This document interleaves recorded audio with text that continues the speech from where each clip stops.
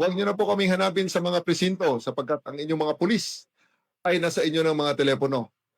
Dial 911. Darating ang inyong mga pulis sa loob ng 5 minuto. Lilingkod sa bawat Pilipino at magbibigay ng tamang impormasyon para sa tahimik at maayos na Pilipinas. Police News Network, alagad ng batas, tagapagtaguyod ng balitang pulis, sandigan ng mamamayan, patnubay ng katotohanan. La Campo Crame, maghahatid ng pinakahuling kaganapan at nagbabagang balita. Ito ang PNN Police News Network. At ngayon, ang inyong mga tagapagbalita. Magandang araw, bagong Pilipinas. Ako ang inyong alagad ng batas, tagataguyod ng Balitang Pulis. Ako po si Patrolwoman Janina Aguas mula sa Manila Police District. Maghahatid sa inyo ng tamang balita, kwento ng pulis at serbisyo para sa mamamayan. At ito ang PNP News Online. Ang pangunahing balita ng Police News Network, alagad ng batas, tagataguyod ng Balitang Pulis.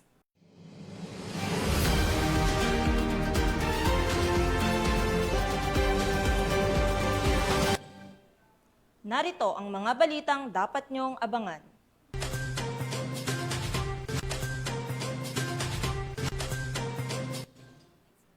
Tatlong individual arestado sa iligal na pagbebenta ng mga financial accounts na inaalok online sa Quezon City. Tulak ng droga, kalaboso sa bypass operation ng Northern Police District PNP, 408,000 pesos halaga ng shabu nasabat. Mahigit 1 milyong pisong halaga ng ilegal na droga nasabat sa bypass operation ng mga kapulisan ng Bohol.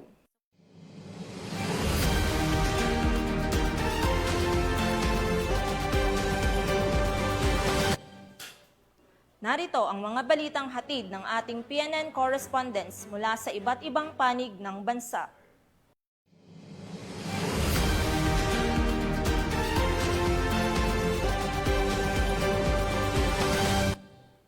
Simulan natin ang balita mula sa bahagi ng Luzon.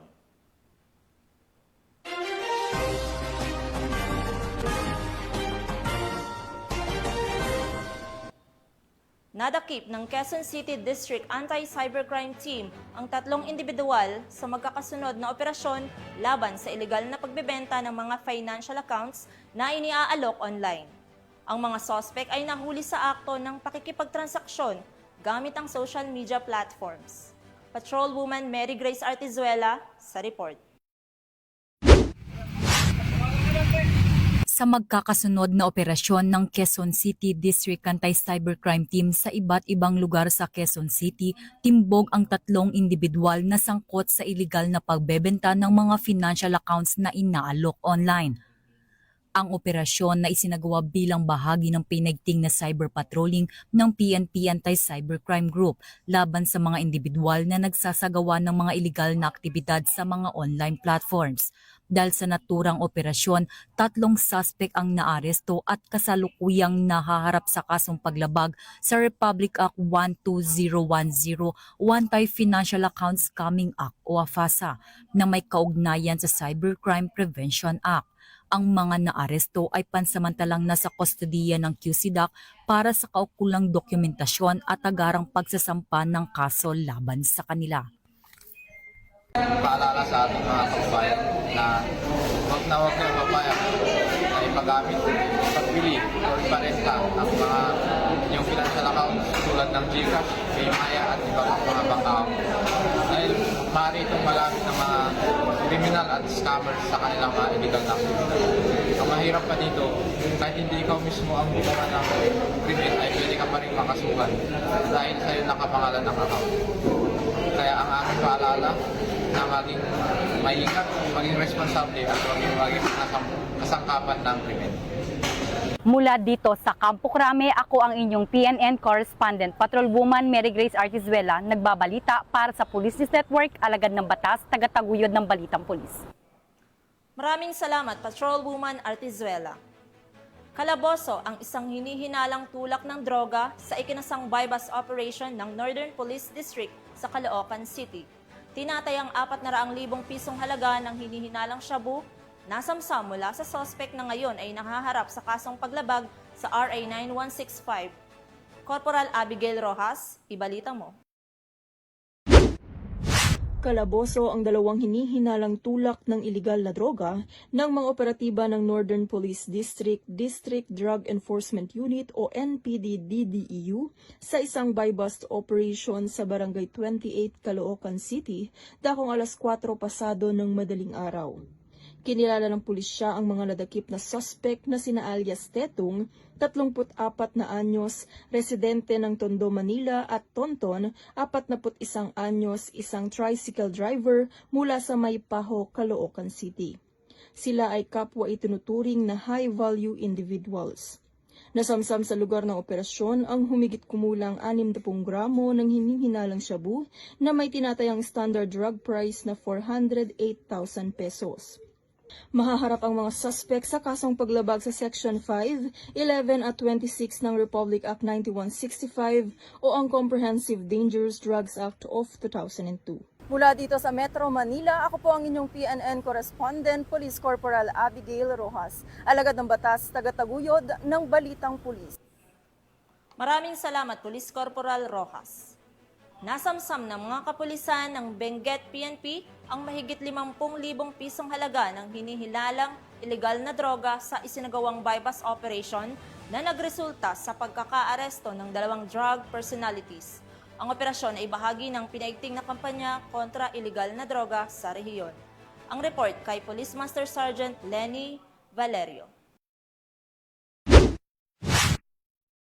Naging matagumpay ang isang araw na pagpapatupad ng anti-illegal drugs operations ng mga kapulisan ng Police Regional Office Cordillera Administrative Region o PROCAR matapos makumpiska ang mga illegal na droga na nagkakahalaga ng 59,312 pesos at maaresto ang 2 drug personalities sa maghiwalay na operasyon na isinagawa sa lalawigan ng Benguet nito lamang 5 ng Agosto taong kasalukuyan.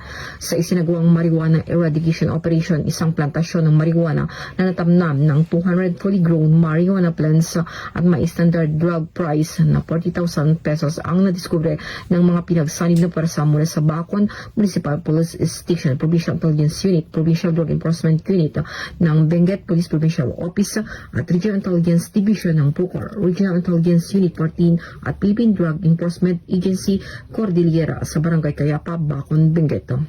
Lahat ng nadiskubreng tanim na marijuana ay binunot at sinunog matapos ang kukulang dokumentasyon. Patuloy naman ang investigasyon upang matukoy ng mga iba pang posibleng taniman ng marijuana sa mga kalapit na lugar at mahuli ang mga responsable sa pagtatanim nito. Mula dito sa rehiyon ng Cordillera, ito ang iyong PNN Correspondent, Police Master Sergeant Lenny Valerio, alagad ng batas, tagataguyod ng Balitang Pulis. Maraming salamat, Police Master Sergeant Valerio.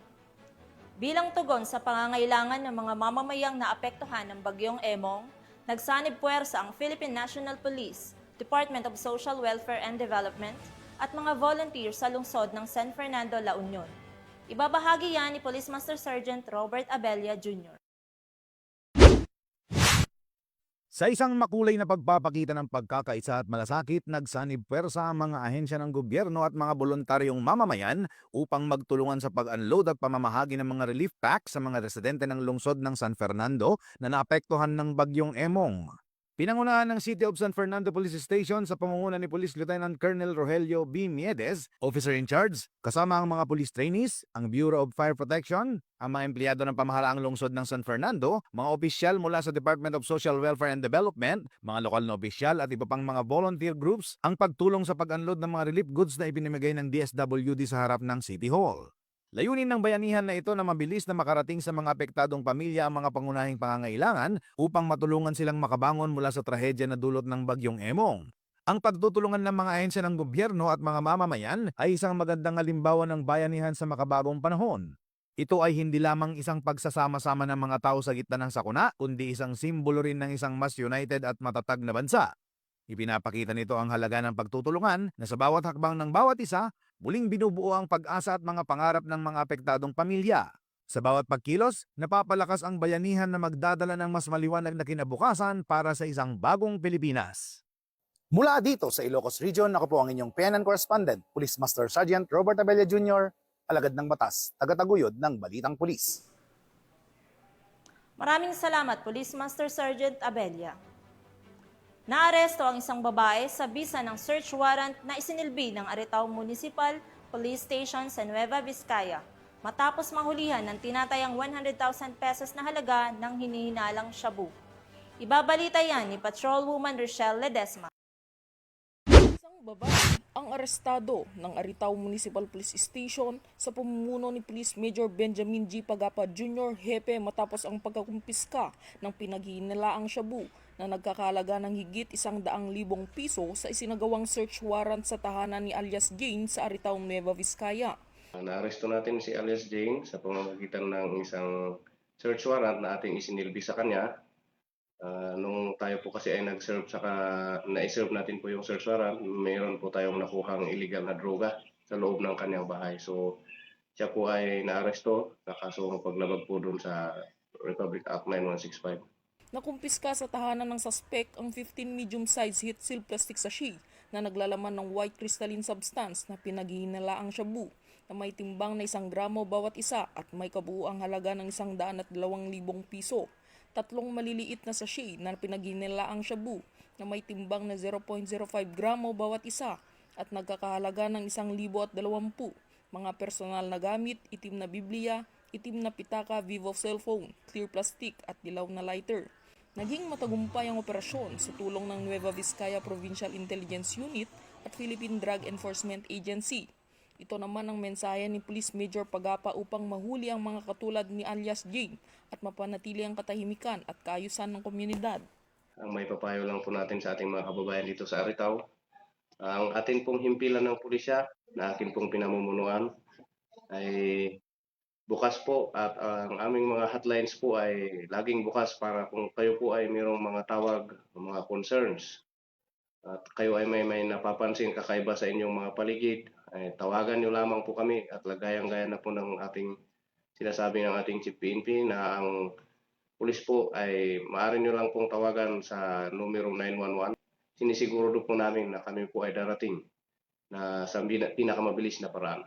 Mula dito sa Lambak ng Cagayan, ako ang inyong PNN Correspondent, Patrolwoman Rich Ledesma, alagad ng batas, tagataguyod ng Balitang Pulis. Maraming salamat, Patrolwoman Ledesma. Bumisita si PNP Chief Police General Nicolas D. Torre III sa Bulacan PPO sa kanyang command visit upang palakasin ang moral ng mga pulis at pagtibayin ng mga kampanya kontra kriminalidad. Ang kabuuan ng balita kay Patrolwoman Pearl Cristalline Javier. Init na salubong at buong pusong tinanggap ng mga tauhan ng Bulacan Police Provincial Office si Police General Nicolas D. Torre III sa kanyang isinagawang command visit dito sa Camp General Alejo S. Santos, lungsod ng Malolos, Bulacan.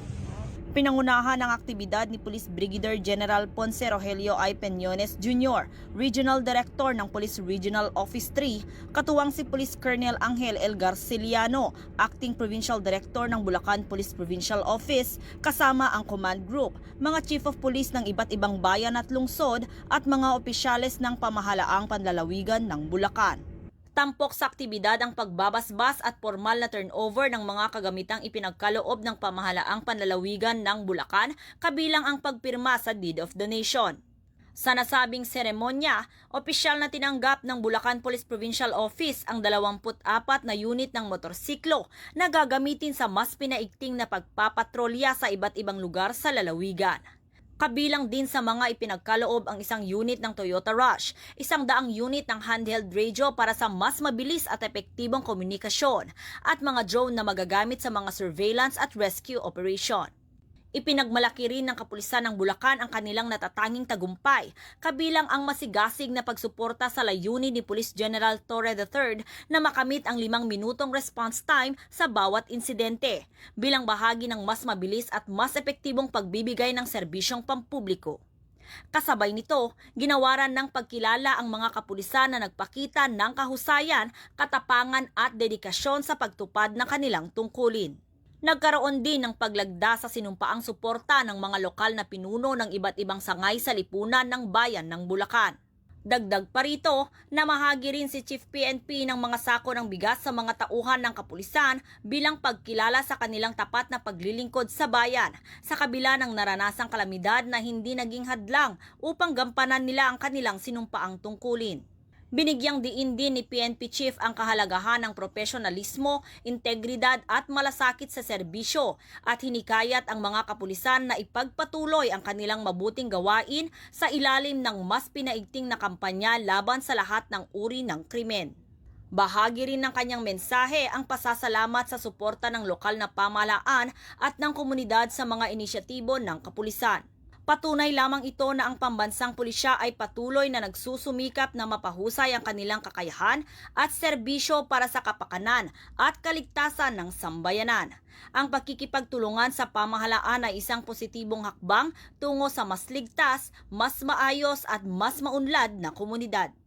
Mula dito sa Bulacan Police Provincial Office, ako ang inyong PNN correspondent, Patrolwoman Pearl Cristalina Javier, alagad ng batas, tagataguyod ng Balitang Pulis. Maraming salamat, Patrolwoman Javier. Bagsak kulungan ang isang high-value individual sa ikinasang bypass operation ng Binangonan Municipal Police Station at PIDEA sa Binangonan, Rizal. Nasamsam sa sospek ang hinihinalang ilegal na droga na nagkakahalaga ng mahigit 100,000 piso. Yan ang report ni Patrolwoman Jessie Cris Obrero.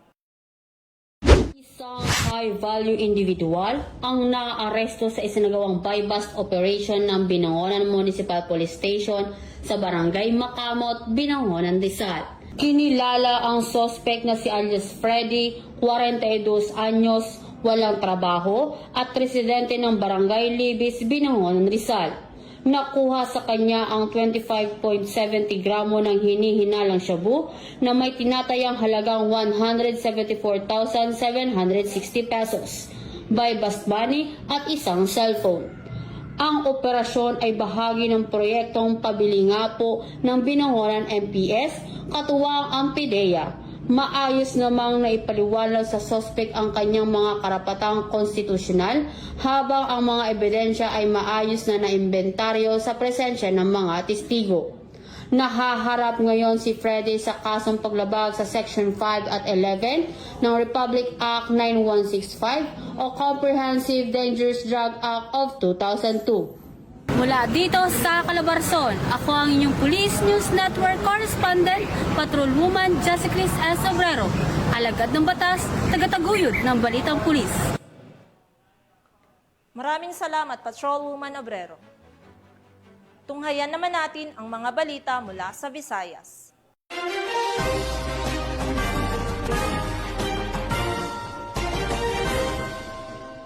Nadakip ng mga operatiba ng Police Station 8 ang magkakapatid sa isinagawang bypass operation sa Barangay Lapus, Iloilo City. Nasamsam mula sa mga sospek ang 5 pakete ng hinihinalang ilegal na droga na ngayon ay nagsisilbing ebidensya sa isasampang kaso. Yan ang balitang hatid ni Patrolwoman Andrea Domique de Palubos. Sa patuloy na mas pinaigting na kampanya ng Philippine National Police laban sa ilegal na droga, nadakip ang magkapatid sa isang matagumpay na drug bypass operation sa Barangay B.O. Obrero, Lapus, ganap alas 7:30 ng gabi nito lamang 5 ng Agosto taong kasalukuyan. Ang operasyon ay isinagawa ng Station Drug Enforcement Team ng Iloilo City Police Station 8 sa pangunguna ni Police Captain Lester Oliveros, officer in charge, na nagresulta sa pagkakaaresto ng magkapatid na sina alias Typhoon, 29 na taong gulang, pangunahing target ng operasyon at isang tokhang surrendery noong 2018, at alias Strike, 31 taong gulang, parehong construction worker at residente ng nasabing lugar. Sa isinagawang operasyon, nakumpiska mula sa mga sospek ang isang sachet ng hinihinalang shabu. Sa follow-up search, nakuha pa sa bulsa ni alias Typhoon ang 4 pang sachet ng iligal na droga na nakaimpake sa isang transparent plastic box. Tinatayang may kabuuang bigat na 4 na gramo ang mga nakuhang iligal na droga at may standard drug price na 27,200 piso. Ayon sa ulat ng Station Drug Enforcement Team ng Iloilo City Police Station 8, Nakumpirma na aktibong sangkot ang mga sospek sa bintahan ng iligal na droga sa kanilang barangay. Sa loob ng 2 linggo, isinailalim sila sa surveillance bilang bahagi ng masusing preparasyon para sa operasyon. Kasalukuyang nasa kustodiya na ng pulisya ang mga sospek para sa tamang disposisyon at haharap sa kasong paglabag sa RA 9165 o ang Comprehensive Dangerous Drugs Act of 2002. Ang matagumpay na operasyong ito ay bahagi ng patuloy na kampanya ng Philippine National Police na linisin ang mga komunidad mula sa salot ng iligal na droga na naglalayong protektahan ang kabataan, panatilihing ligtas ang mga barangay, at mapanagot ang mga patuloy na lumalabag sa batas tungo sa mas ligtas, payapa na bagong Pilipinas.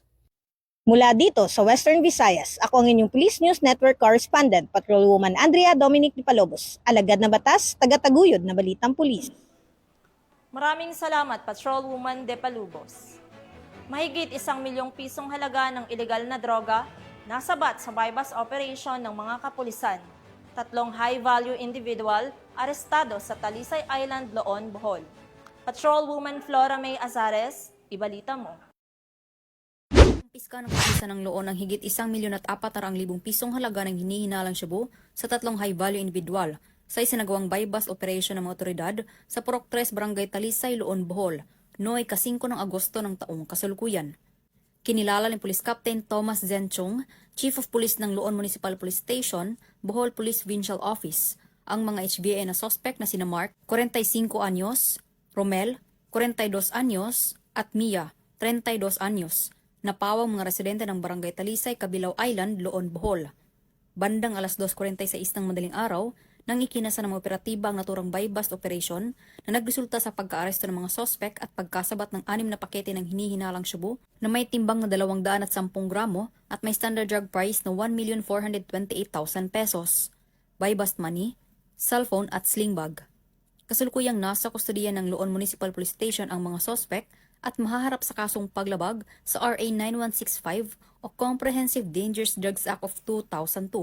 Ipinapaalala ko rin na ang paggamit sa ipinagbabawal na droga ay isa ring maituturing na sakit o salot sa ating buhay sapagkat malaki ang masamang maidudulot nito sa ating kaisipan, kalusugan at pag-uugali, pati na rin ang ating relasyon sa ating mga pamilya, kapitbahay at mga kaibigan.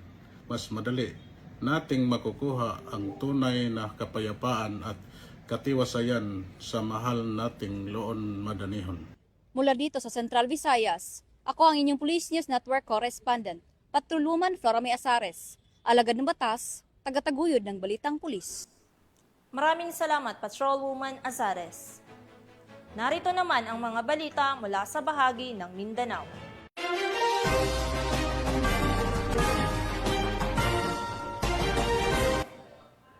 Inaresto ng Kalinan Police ang top 7 high-value individual ng Davao City sa ikinasang bypass operation sa Kalinan, Davao City. Nasamsam mula sa sospek ang hinihinalang shabu at ngayon ay nahaharap sa kasong paglabag sa Republic Act 9165 o Comprehensive Dangerous Drugs Act of 2002. Patrolwoman Shaira Rose Aquino, ibalita mo.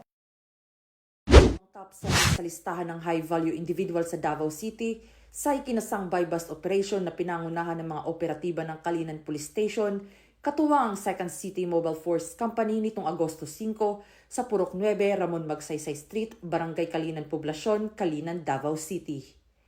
Ayon kay Police Major Rubel B. Saavedra, Station Commander ng Kalinan Police Station, kinilala ang suspect sa alias na Chris, 30 anyos na residente ng Jacinto Extension, Barangay 11B, Poblacion, Davao City.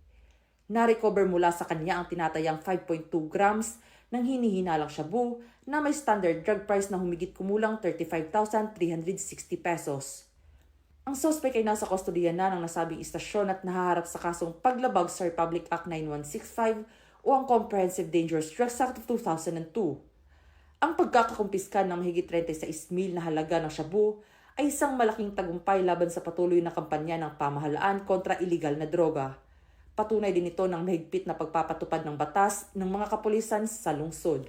Mula rito sa Police Regional Office 11, ako ang inyong PNN correspondent, Patrolwoman Shaira Rose Aquino, alagad ng batas, tagataguyod ng Balitang Pulis. Maraming salamat, Patrolwoman Aquino. At iyan ang mga balitang nakalap ng ating PNN correspondents mula Luzon, Visayas at Mindanao.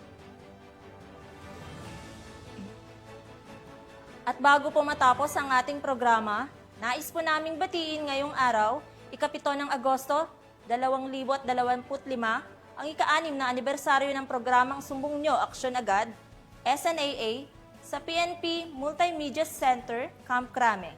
Ang nasabing programa ay kinikilala bilang tulay ng publiko sa kapulisan sa mabilisang pagtugon sa mga sumbong at hinaing ng mamamayan. Happy anniversary po sa inyo! Sa ngalan ng pamunuan ng Philippine National Police, sa pangunguna ni PNP Chief Police General Nicolas Torre III at sa pamumuno ni President Ferdinand Bongbong Marcos Jr., kami ay maglilingkod sa bawat Pilipino at magbibigay ng tama at balanseng balita. Dahil dito, sa bagong Pilipinas, ang gusto ng pulis, ligtas ka. At bilang bahagi ng mas pinabilis at pinalawak na emergency response system, muli naming ipinaaalala ang panawagan sa ating mamamayan na huwag nyo nang hanapin ang mga pulis sa mga presinto sapagkat kami ay nasa inyo ng mga telepono. Dial 911 at darating kami sa loob ng 5 minuto. Mula rito sa tanggapan ng tagapag-ugnay ng Pambansang Pulisya, ako ang inyong alagad ng batas, tagataguyod ng Balitang Pulis, Patrolwoman Janina Aguas mula sa Manila Police District, maghahatid sa inyo ng tamang balita, kwento ng pulis at serbisyo para sa mamamayan. At ito ang PNP News Online, ang pangunahing balita ng Police News Network.